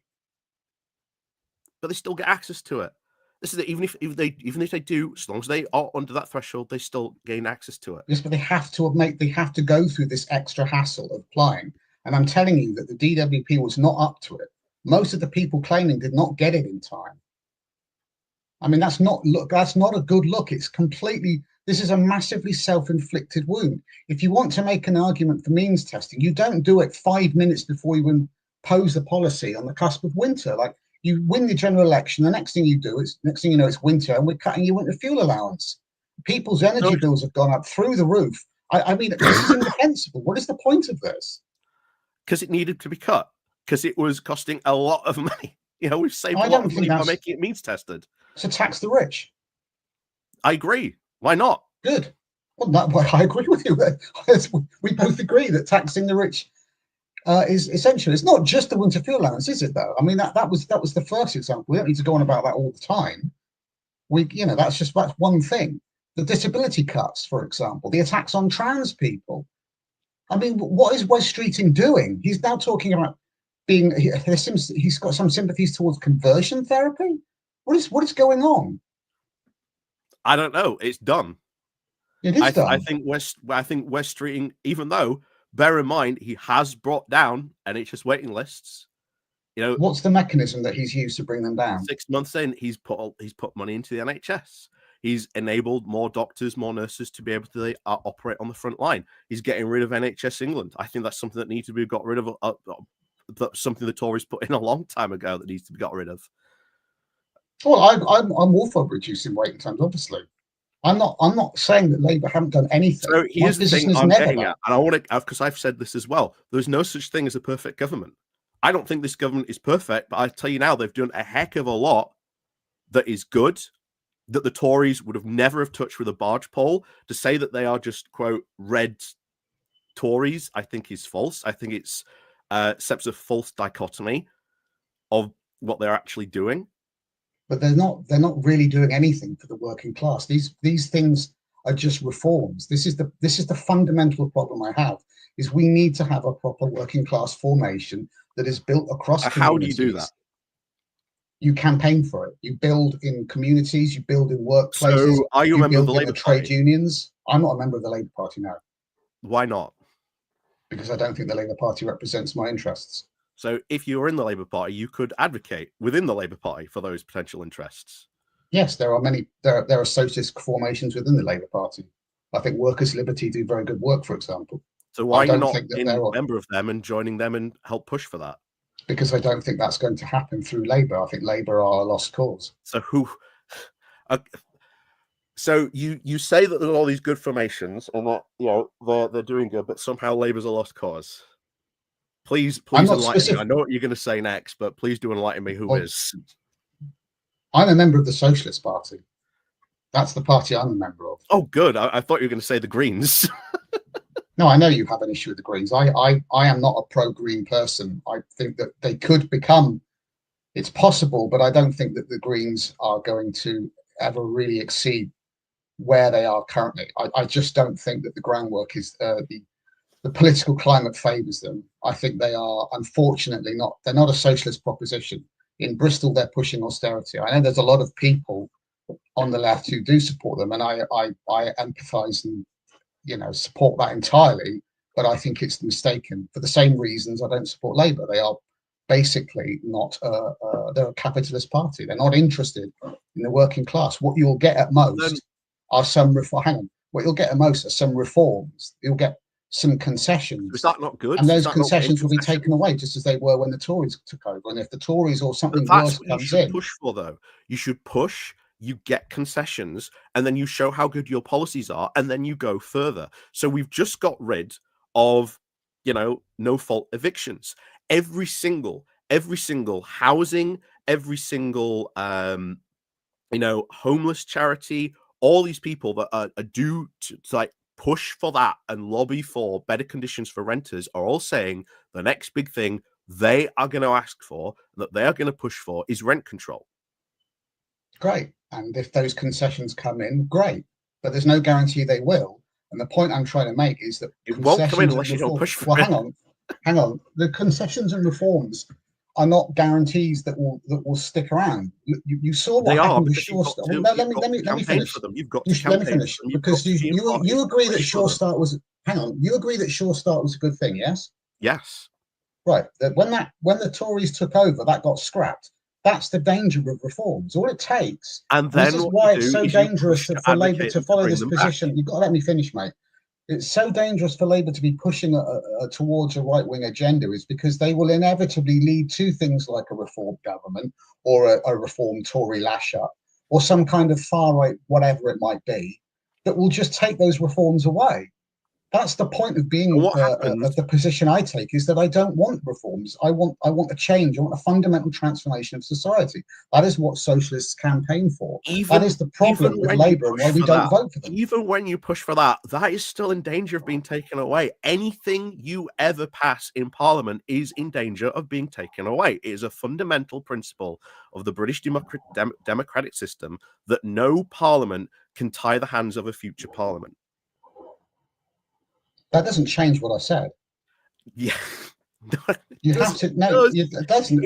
You're arguing from. You're still arguing from within a capitalist framework. Paradise. You could pass a socialist paradise. I'm not asking for a paradise. And a government can come in and undo it all with a single vote. That is democracy. That is how it works. That's not what I'm arguing for. You're just arguing for the politics that are the same. I'm arguing against reforms. You have to fundamentally transform society so that those reforms are kept. And how do you keep those? So here's an interesting question. When we left the EU, the Conservatives pushed to get rid of the what's it called now? The working time imperative. Yeah. They really wanted to get rid of that. Why did they not end up getting rid of that? Presumably because they didn't have enough power. There was too much pushback, I would imagine. Not only did they have the power to do it, because they had a majority to do it, what happened was they got pushback. They got mass pushback because people were going to push back against it. Right? That is how democracy works. If there is something going wrong, I'm understand how democracy works. The point I'm making sounds like you don't. Hang on. Well, let me finish. Under a capitalist system, all it takes is for economic conditions to change, as we saw in the late 2000s and around the banking crisis, and then the likes of the Tories come in and say we have to have austerity, and things get cut. That is what is in danger of happening. If the Labour Party fails to deliver. I mean, look, if by some miracle Labour introduces a socialist transformation of society, great. I don't care who does it. But then the Conservatives can come in. I just don't believe that Labour will. But Conservatives can just come in and just go like that, gone. Yeah, but you've got to keep fighting for that. Socialism is not something that just happens. And then we're done. Britain becomes socialist. It's an ongoing thing. It takes a global transformation. Someone can come in and just go. That's our democracy. You keep fighting for it. You exactly. Saying, don't do anything. For. But you're not, though, because people are trying to explain to you that the Labour Party aren't going to deliver to push for that type of stuff.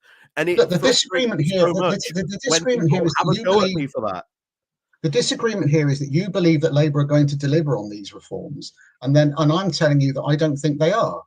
And those reforms will not stick around because of the backdrop of the capitalist system. The capitalist system is prone to crisis, as we keep seeing. 2007. I'm sorry? So a socialist system can be prone to crises as well. Do you admit that a socialist system can be prone to crises? What crisis? A financial one. Well, the kind of crisis we have under capitalism are unique. Wait. So you do not think in a socialist system that banks could fail? What do you think a socialist system is? So, well, I presume that you think. Well, I say you think, but under a socialist system, people would have control. Everyone sort of would have, the worker would be in control. The workers would be sort of the leading the means of production. There would be at least an equal distribution of wealth in this. You would have sort of more fair, equal taxes.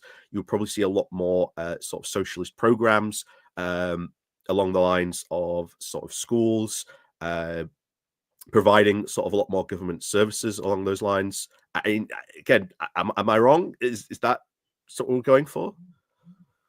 Yeah, I'll go with that broadly. But in that social system, you're still going to have banks, aren't you? I mean, might be. I'm not entirely. So a bank's going to fail. I'm not sure whether you would or wouldn't. Well, why do banks fail? Like anything can fail. They might take a bad loan. They might make a bad business investment. Any number of things could cause a bank to fail. Even in a socialist system, that could still happen. So you are still the crisis that you see under crisis. Yes, but the crisis you see under capitalism are unique to that mode of production. You don't get that. So if in a socialist system, where do you get investment from? Government, I'm guessing primarily. Investment. It depends what you would need investment for. I mean, it would essentially be the workers in control of the state would decide. You would have a planned economy, so you would decide what needs to be done and how to do it. What goes wrong then? Well, would that not? I mean, this is it's like arguing. This is like arguing we shouldn't have socialism because what if it rains? What if a hurricane? No. You are saying again inherently there are problems. You are saying that inherently there are problems with the capitalist system. Fine, I agree. Unique to capitalism. You are saying that socialism is better because there will be no crises, from what you said. But there was still socialism. So why would we live on a fragile planet? Of course, things are going to go wrong. But that doesn't mean that it's how you do that stuff. To do all of that stuff you've done. This doesn't speak to the issues that I'm talking about. We're talking about reforms. Whether or not something falls down or someone doesn't pay their, a loan or whatever it might be, is kind of minutiae. I'm talking about the reforms that are offered under a Labour Party that is operating under a capitalist paradigm that is not doing anything to really make conditions better for the working class. Look at the energy sector. They're not doing enough about that. In 10 years. That's not really cutting through, and it's not really offering enough, is it? And we don't know what those bills have. That bill hasn't come through, has it? Can we agree that that is good? That package is good? Yeah, sure. Right? That's good, right? So I'm not arguing that Labour aren't doing anything. I'm arguing that the reforms that they're offering are fragile and will be taken away. They are doing stuff, and it's just going to show you they are doing stuff, and it can happen. Yeah, but that's vacuous, isn't it? They are doing stuff isn't really very inspiring. Yes, they are doing stuff. Yes, but that's just not an inspiring thing to say. They're doing stuff. They're also doing bad stuff, and it's costing them dearly. There's no such thing as a perfect government. Yeah, but a perfect government is a far cry from let's attack the disabled in one of the worst attacks we've seen in 15 years. I know. Well, that's the problem, isn't it? No such thing as a perfect government. But this is not perfection. Not attacking the disabled is not perfection. It should be bog standard operating procedure. Surely you'd agree with that. So a lot of these things, especially with the PIP, like I say, I defer to Phil on this. I did a lot of stuff about that. There's not a lot too many changes, and not a lot of people are losing PIP in some of the sort of circumstances, as far as I understand from what some of the fees said about it. But they're changing the requirement from 4. It's either 2 to 4 points or 4 to 8 points. I can't remember. I've looked at the details. I can't remember offhand. I know that they're also putting a lot of money in for the first time to help people back into work. That's good. Well, they all say that. That's the Tories have been saying that 15 years. It's meaningless. But they're putting money into it. Why? They've been pouring money into it for 15 years. Why is helping people who might be disabled, who want to go back into work and do a job, why is that pointless and meaningless? Because they're not actually going to achieve anything. It's just a speech. The Tories made the same claims. Not going to be able to achieve anything. I'm not. No, that's not what I'm saying. That's disingenuous. It sounds like what you're saying, though. No, it doesn't. You're being disingenuous. I'm not. No, well, hang on. Let me explain. I am not saying per se that helping disabled people is bad. I'm saying that the claim being made, which is the same claim the Tories have made for 15 years over how many iterations of their work schemes, is just pretty words. We're dressing it up as helping people. It's not all that money is empty words. Yes, it won't achieve anything. It never does. And why hasn't it worked for when the Tories did it? They poured money into it. It goes into the pockets of private enterprises. To go back into work, to do something that's just pointless then, right? Well, firstly, PIP is not an out of work benefit. You know that, right? Yep.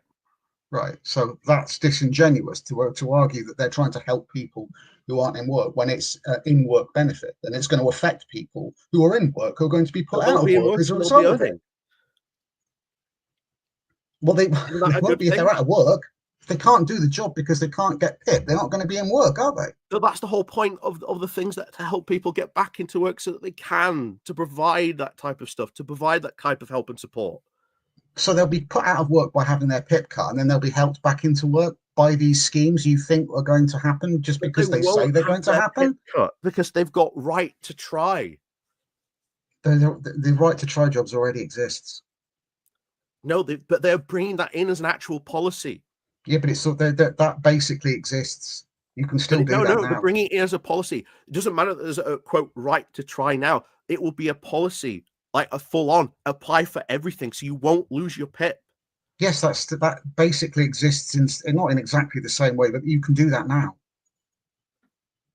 Now you've been very sneaky there. No, you can do it now. It's possible to do that now. You just said with that policy that they bring in with this, that will be a universal thing. Yeah, I'm telling you that you can try jobs now.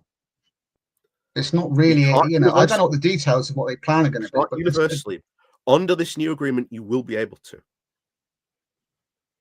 Okay, I don't know what we're arguing then, because I'm telling you that you can do that now. You don't agree. Fine, but it's not we don't know what the universal. details It of will whether. be when we bring this in. But we're talking about people who already have jobs. So they're going to lose their job if their PIP gets cut. And then they're going to have the right to try a different job, despite the fact that they won't be able to claim PIP. I don't think many what are they people going to will do lose their instead? job if they lose PIP. Sorry? We'll see when the stats roll in, but I don't think many people will lose their job when it comes to PIP. Well, if they're in work because they, as a result of being helped, because that's what PIP is for, then which is already a very onerous. It's very difficult to get already, right? You know that, surely you agree that it's difficult, right? So it's going to be made a lot harder. They haven't even talked about how they're going to address the massive problems the DWP has. They are hugely understaffed and way behind. They need to do that. They need to increase the staff. I am for massive sort of staff hiring, not only at like the DWP, the Treasury, HMRC. Jesus Christ, if you're trying to file a self-assessment tax return and you have to try and get through to HMRC, Jesus Christ, it's a nightmare at this moment in time. Exactly. So they're going to have to spend money on doing that. Is that likely? Yeah. I want them to. I think that's something they should do. It's something that they're not doing. Something I've talked to Dan Jarvis about. Okay, but that's not been talked up by Liz Kendall. She's been too busy saying we're trying to help people while scaring people half to death, leaving them with a very real concern about their benefits being cut. People half to death. I think it's the narrative that is scaring people half to death, that people are saying that. Well, the narrative comes from the Labour Party. This is their policy. From the Labour Party. It comes from the press that is very anti-Labour. I don't think that really washes, because a lot of the press are not pro-benefits. They may be anti-Labour, but they haven't been exaggerating this. This is stuff that's come from Labour. You're always going to get some media nonsense. That's obvious, but I don't think you can say that they are neutral on this. They have launched what is basically more austerity for people, cuts, and who knows what more cuts are going to come, because economic conditions don't seem to be getting any better. Things are going to slowly. Very, very slowly. Meanwhile, people's cost of living isn't keeping the pace. Since when? I haven't looked any time recently. Inflation's gone down. Great. Okay. That's good. People are still paying. That means people can borrow more. The only problem now is what happens with Trump. That has to be felt. Well, that has to be felt. People have to feel the benefit rather than just look at a number. And at the meantime, they're not doing anything about the utilities. The energy bills are going through the roof. They can't make up their minds as to what to do about. Great British Energy. And he's not doing enough, is he? Because we still have private control of the utilities. Just fast-tracked into going into green energy products last week. Great, I'm all for green energy. In the meantime, people's utilities are still in private hands, and they're still paying massive amounts of money to these greedy companies. This stuff should be nationalised. That's not popular, though. Like nationalising energy companies is not popular. So don't do it then. Polls around 30%. I'm not. It's okay. So we don't nationalise them because Labour can't make the argument. This is another problem. They don't create the narrative. They don't say to people, "This is what we need to make an argument." You nationalise the energy. Then what? Like, tell me then what? What do you mean? Then what? What? Then what? Congratulations, government's in control. Then what? I don't know what you mean. So government shouldn't then, I don't know, start investing in infrastructure, start making sure it's maintained, looking into sort of new, that what, But that's a different question. I'm talking about. No, that is part of the nationalisation question. The government's going to be better running it. How are they going to be better running it then, right? You think that? I mean, I don't know what the argument you're making is. You're saying that state operatives cannot plan any kind of utility service.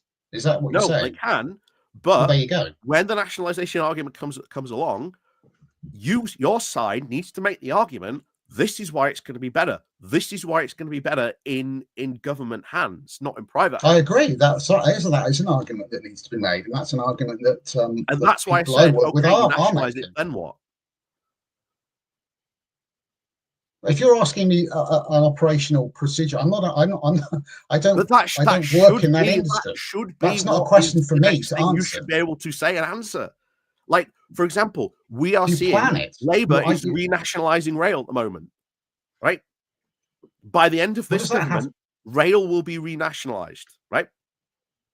Well, hopefully.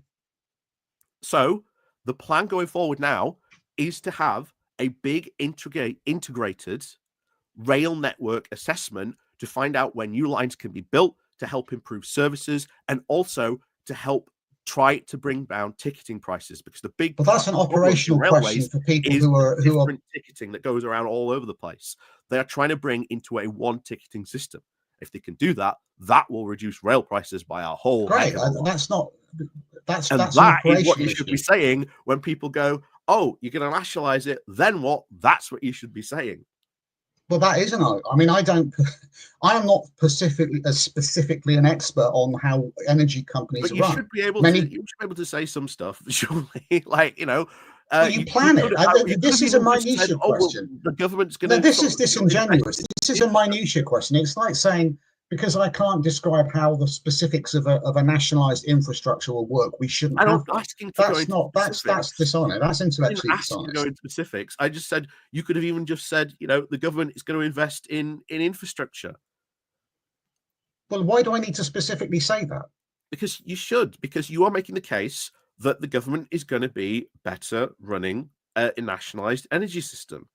So how Well, you could are they have going to be the better? specifics of how that's done is not something that I'm personally But hugely you could then concerned with. respond to someone. If someone asks you that question, you could then turn around and say the government is going to be better in operating the energy system because they are going to actually invest in substations. They're going to invest in power lines, which is going to help the infrastructure and power structure of the UK. But I would refer It's that not hard person to to do, if I'm I, honest. well, you're talking to one person. I'm not the totality of Britain's socialist cohort that exists. I would point you to comrades that exist in, for example, the RNT or whoever the unions are that are involved in the water company or the energy companies, or whatever. Yeah, and it looks I'd like point you to those are them. on They'd the be able to fast track explain it to you. to be nationalised as well. Right, and I would say to you, if you were to ask me that question, I would say go and ask comrades within those unions. They are the ones that work in that sector. They'll be best placed to say to you, this is what we need to do. I'm arguing for the principle. You're arguing that argument is bad because I can't give you the specifics of how to directly plan and But I'm organize that not myself. asking for I'm arguing for the specifics. principle. You seem I'm to not agree with asking the for principle, specifics. so I don't see. But I don't if see you what the problem advocate the is. principle, you should then be able to at least express why your principle is better over the alternative. Now, I just told you I would direct you to comrades who know about how those things work. Just because I specifically, me personally now, You could don't know even how fall to. back on the old classic of you could have said, well, look, it being nationalized is mean that all the profits from that would go to the private capitalist system will now go back into the government system, which will make for better running of the system. You could have even said that. I don't think you're. This is a little bit intellectually unfair. You're attacking me It's because not intellectually unfair. Yes, It's a it basic is because question. to you it's a basic question, and I've just It is. explained to you how you're not letting me speak. Anyway, I am out of time, unfortunately. I do have to shoot now. So, if you well, want I to think wrap that's up after a little bit disingenuous of you. I think to sit there and attack someone because they don't specifically have the direct answer didn't ask for specifics. themselves to that. I'm not done. To that question, I think is bad faith. You agree in principle that nationalisation is a good thing, I'm assuming. So we have common ground there. But you wanted to jump and attack because I think it didn't want made to you look attack a you at bit all. I big. was like, Because okay, I well, did, what's but going to be no, well, better? you are though. That's bad faith. It's not bad faith at all. That was a basic question. And I told you who can provide you with those answers if you were genuinely interested as an outsider But if trying you to are figure out out there, how. if you are advocating, and You're someone talking was to over turn me again. around and said that, would you turn around and say, "Oh, I'm sorry, sir, I don't have the answer to that question"? That's a very bad faith question to asking while you're out there trying to advocate. No, I didn't say that it was. I wouldn't. Of course, I'm not going to say that. I'd say you're acting in bad faith. I'm It's not acting in perfectly bad faith reasonable. at all. It's perfectly reasonable to ask a question, and then it's perfectly reasonable to direct that question to a comrade who might know more about it. That's the honest position to take. I've I'm not an literally expert given on you how options you could have nationalisation said, would which I work. would I know don't a claim normal to be. socialist would say. I think it's disingenuous to assume that everyone who advocates for nationalisation should know exactly how things would be planned. I wasn't even For, asking for let's say that exactly to the exact power station will work. I was just asking, well, how it will be better from the government. You could have even just gone and said, well, you know, because it's going to be owned by the government, the profits are not going to go to private entities. Well, It's that's going to go obvious, back isn't into it? the system, be reinvested into more infrastructure. Well, that's That would obvious. be like that was the most easiest own goal for you to say, because that was what I was expecting you to say. Oh wow! Now you're being. That's obvious. We all know what nationalisation means. I think you're acting in very bad faith. I'm not. Do you agree with nationalisation or not? Feel free. I do. Well, then you're just picking it. You're just having an argument. No, but that's what the general public expect. And I've answered that point. No, you didn't. You just said, "Well, I don't no, know." I You'd did have answer to that point. ask my other comrades. Well, what's wrong with that? Because you would be out there advocating for someone, and they might I'm turn not out around there and on say my exactly own. what I've just said, and you say, "Oh, I well, don't think you understand how we do things. There's comrades act. They don't go out and say, "I am the answer to everything. I have all the answers. I'm here on my own." You work with other comrades. We work within trade unions, within workplaces. People who know about these industries will be able to give you specifics. You're just jumping on me because I can't give you that specific answer. And when we both agree and know what nationalisation means in terms of profits, I'm giving you're being the dishonest, most mate. You're being unspecific answer dishonest. you could have given. I'm giving the most unspecific answer you could have given, and you weren't asking for the most unspecific answer. I was not. You weren't asking for the most unspecific answer. You wanted something more specific. We obviously agree on. We will know what nationalisation means in terms of profits. So because I didn't specifically spell that out, you're now jumping on me. I think you're acting in bad faith. We both agree that nationalisation is good, and you're jumping up and down. I think that's bad faith. Doing that. I'm not. I think that's bad faith. That's a shame. I think that's bad faith. Right. Okay. Well, you believe that. Well, clearly. Go ahead. But yeah. So anyway, I've got to shoot. So I'll say bye-bye for now. Adieu. Bye.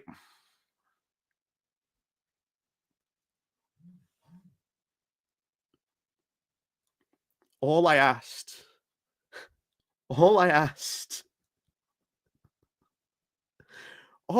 was, okay, so you nationalize the energy infrastructure, then what? How is it going to be better than it's nationalized?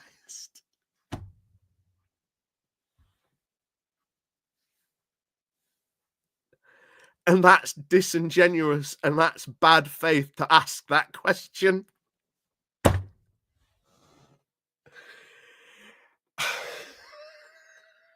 What?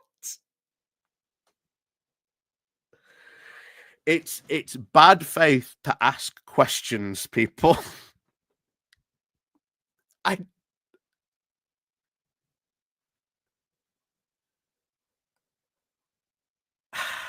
I'm at a loss for words for that. Anyway, thank you very much, everyone, for joining me today. Thank you very much for doing that. So yeah, hope you've all enjoyed that. Bit of interesting as always. Martin, if you do want to come on again, feel free to get in. Although I don't know, you might say I'm going to act in bad faith. But no, I was acting in very good faith there, and I do enjoy conversations. I do enjoy having a verbal spar on that. But no, thank you very much for coming on. But as always, thank you very much for watching. I've got to shoot now, so enjoy your weekend. As always, be safe. If you can't be safe, be sensible. And of course, as always, we'll see you all next time.